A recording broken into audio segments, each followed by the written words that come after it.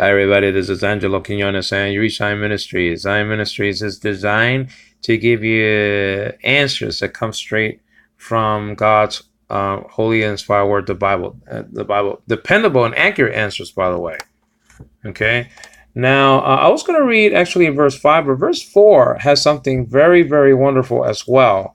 Now, we're going to be talking about the two natures of Christ. He does have two natures. One is his essential nature, his original nature, his first nature, called nature A. I call it nature A or nature 1. And his additional nature, the nature that he took, okay? All right, that is called his additional nature or nature B or nature 2. Now we're going to check out why he even mentions the two natures of Christ written and recorded in verses 6 and 7. But before we get to that, we have to understand why, like I said before. Now it says over here, okay, let me just read verse 5 first, okay? It says, Tuta franete en humin ha kai en Cristo Jesu. Okay, and then we read a little bit of verse 6, or maybe just the whole thing. Has en marfe theu huparkon praise God. Harpagman hege sata ta enai isa, okay, theo. Now we'll get into all of those words. Okay, don't worry, we will. Now let's get into Philippians chapter 2, verse 4. I haven't done this before, meaning getting way back before Philippians chapter 2, verse 6. I mentioned verse 5 in other studies, but I never mentioned verse 4. And I looked at it, and this is critical also to understand why the Apostle Paul gave us, okay, those great verses that are part of a hymn, meaning verses 6 and 7. First of all, let me just read it in English. Not the things of themselves, each considering, but, and that's a very strong conjunction there. Allah. That's very strong. And as a matter of fact, by the way, that is not found in John 1:1. See, this is critical, okay, to understand that this is not found there, okay? It doesn't say, well, the Father is God, but the Logos belong to God or something like that. This is not even there. But that's another issue. So it says over here, not the things of themselves, each considering. Okay, that's a participle, considering. But okay, also the things, and that's ta. That's an article. The article can do many things, and one of the things that it can be or do is form a pronoun, okay, a pronoun of the things, okay. It doesn't just mean the. And then it goes on to say over here, of others each, okay. So now let me just talk about the two natures of Christ before we go on to explain this. And basically we're going to be going through the entire the entire verses 5, 6, and 7. Though I will touch upon verse 4. We have to understand that Jehovah's Witnesses or any other cult or sect or even religion, okay, they don't believe in the deity of Christ because they look at the limitations of Christ, which has to do with his additional nature. Okay, they only look at one of the natures. Okay, and I mean, in the Bible, he rested, he got tired, he was hungry, he didn't know at least one thing, and so they see the limitations, and they say, well, God has no limitations.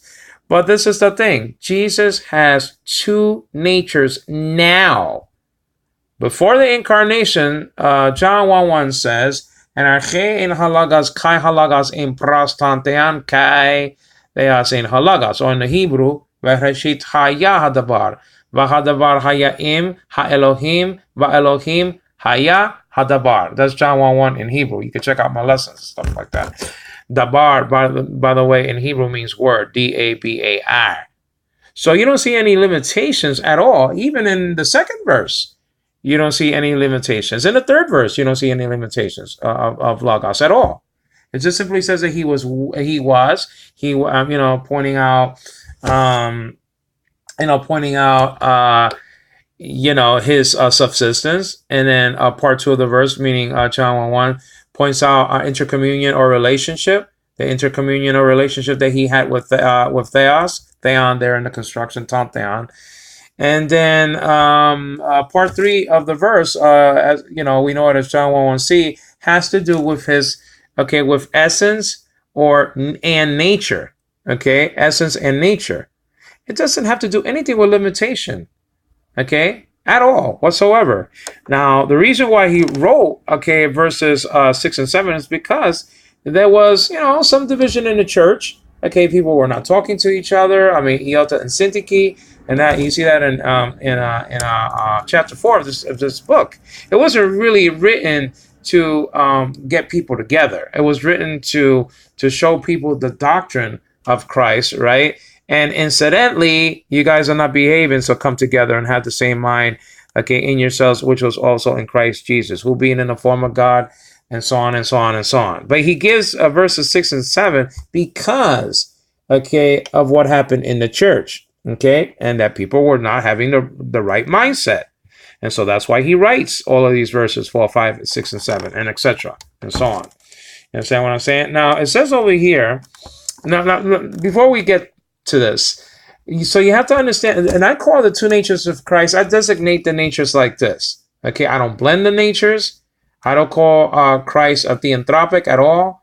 That's the blending of the natures, and that's a heresy. And we don't call Christ two persons, unless you enter into the heresies of Nestorius and what was the other heretic? Eutyches, and they lived in the 5th century. And the Council of Chalcedon dealt with those two heresies, and the Council of Chalcedon took place around 451 A.D. But we have to understand that the natures of Christ exists, and it exists in the Bible. The teaching exists. It is reality. It is found in the Bible. You see, rich and poor, nature 1 and nature 2. I call the essential nature of Christ, the original nature of Christ, the nature that he subsisted in. He wasn't called Christ at the time. He was just called Logos. But I call that nature 1 or nature A. Now, the additional nature of Christ, which is also found in the Bible, is his additional nature, not his essential nature, his additional nature, which I call nature B or nature 2.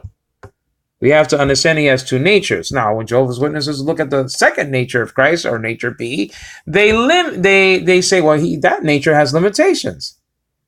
It can't be God. And we agree. Man is not God. It is written in the Bible, God is greater than man. That's why Jesus said, the Father is greater than I. And the Greek word pater in many forms, is found, not many, a few, is found, in John chapter 14, verse 28, I think at least 23 times. So the greatness, or the greater angle of things, the Father being greater than the Son, has to do with the Father and Son relationship, not the Logos and Theos relationship. I said, that John 1:1 says, NRK in halagos, kai halagos in prostantean, kai theos in halagos. In the beginning was the Word, and the Word was with God, and the Word was God. Now in the Hebrew it says something like this, Bereshit haya hadabar, v'hadavar hayaim, ha'elohim, va'elohim haya hadavar. Bereshit means in beginning, haya means was, there, and then hadabar means the word, dabar means word in Hebrew, D-A-B-A-R, and then etc., etc., etc. You look at my studies. If you were interested in the Hebrew New Testament, published in 1817 by G.G. Collier and T. Frey, from the Textus Receptus, meaning they did that translation from the Textus Receptus, which is a nice text, Greek text. And so you have to understand that he has two natures. If you don't understand that, you're not going to be saved. Now, God can have mercy upon the people who can't think for themselves, for the sick, and people like that. And he can show mercy. Those are special conditions, special occasions. Okay, I will have mercy upon whom I will have mercy, and I will have compassion upon whom I will have compassion, says God. Okay, and that is recorded, I believe, in verse 14 of chapter 9 of Romans. See also verse 15. But that's the exception, not the rule. The rule is that you have to call upon the name of the Lord to be saved. It says that in Joel chapter 2, verse 32, Acts chapter 1, praxis apostolon, and then Romans chapter 10, and see verses 8 through 13. You must, first of all, confess that you're a dirty, rotten, two-timing, two-faced, double-crossing rebel without a cause, shitty. And you have to tell God that. Not in those words, but you have to mean it. And confess to Jesus Christ and not a priest who's dirty like you, that you're as dirty, rotten. And as a matter of fact, you have to confess and believe in your heart that Jesus is Lord and that he was raised from the dead. You have to believe that. So, I mean, if you have the wrong Jesus, I mean, you're not going to confess properly to the right Jesus and believe the proper things that you need to believe about the real Jesus, the real Messiah, you understand? So you have to be saved in that way. For it is written, I am the way, Greek word hadas, the truth, aletheia, and the life, Greek word zoe. No one comes to the Father, to the Av in Hebrew, the Father, pater, okay, except through me. Dia, through me, okay, through, in Greek. So let's look at some of these constructions. So we have here, okay, nature, okay, one, and nature two. We have that here. We have it. You have to believe it. If you don't, you're going to hell. That's all there is to it. Now, where you're going in hell, I don't know. Okay? So I just the degree of punishment is clear and it's eternal. Okay? Kalas in Ionia is eternal punishment, torture in hell, in hell, in the fire prepared for the devil and his messengers. Now, so this is essential to believe. So this is the thing. This is the deal. It says over here not, and that's the Greek word may. Okay, it's translating the Greek word may, mu eta. Nowadays it will be pronounced me, but we're not talking about modern pronunciation of Greek here. And then the things. Now the article is a wonderful device. It can be a pronoun. So ta, the things, not just the, but the things. Okay, this is a neuter article ta.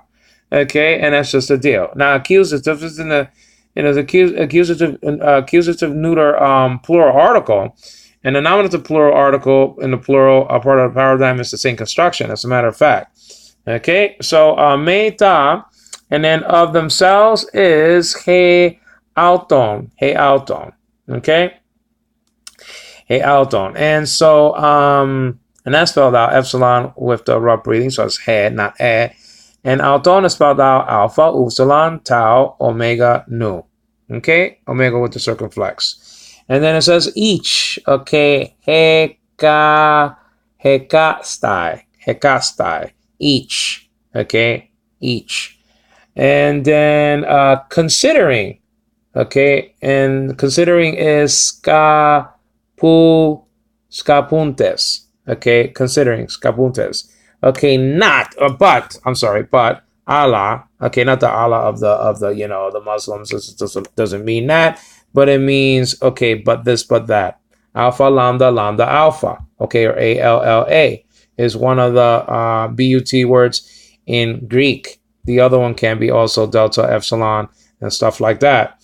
Also, translating the Greek word chi and the things, again, you have the ta neuter article. Now, we're not going to be able to finish all of these things, but let me see if I could just, and it says of others, okay, heteron, okay, in Greek, and then you have ekastoi, again, each, okay, and that's nominative masculine plural word. This is Angelo Quinones giving the glory to the God of Israel, the God of Abraham, Isaac, and Jacob. God is not the God of the dead, but of the living. Thank you.